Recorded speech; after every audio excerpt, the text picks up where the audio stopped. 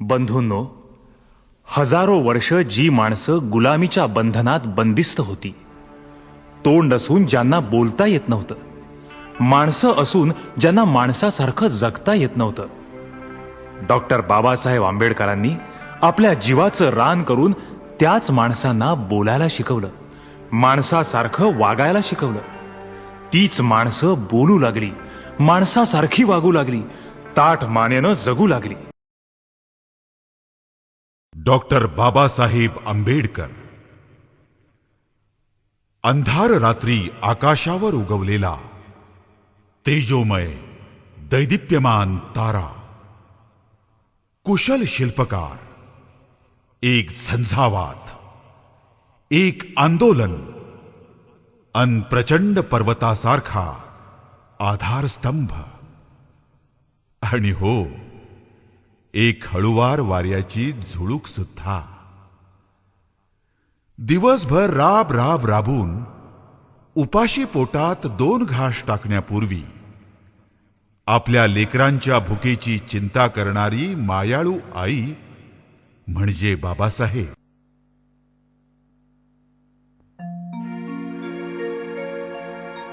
नमो तस्स भगवतो अरहतो सम्मा सम्बुद्धस्स. नमो तस्स भगवतो अरहतो सम्मा सम्बुद्धस्स. नमो तस्स भगवतो अरहतो सम्मा सम्बुद्धस्स. बुद्धं शरणं गच्छामि, धम्मं शरणं गच्छामि, संघं शरणं गच्छामि.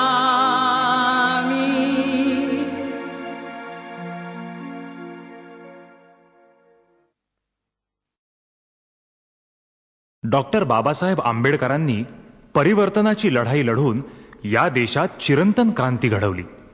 धर्मांतराची घोषणा, महाड चवदार तळ्याचा सत्याग्रह, नाशिक काळाराम मंदिर प्रवेश, पुणे करार, हिंदू कोड बिल, धम्मदीक्षा या प्रखर विचाराने असत्यावर मात करून त्यांनी विजय मिळवला. म्हणून त्यांना प्रज्ञासूर्य, क्रांतीसूर्य म्हणतात. या देशातल्या तमाम दलितांना त्यांनी महान मंत्र दिला: शिका, संघटित व्हा, संघर्ष करा. 100 दिवस शेळी होऊन जगण्यापेक्षा 5 दिवस वाघासारखे जगा.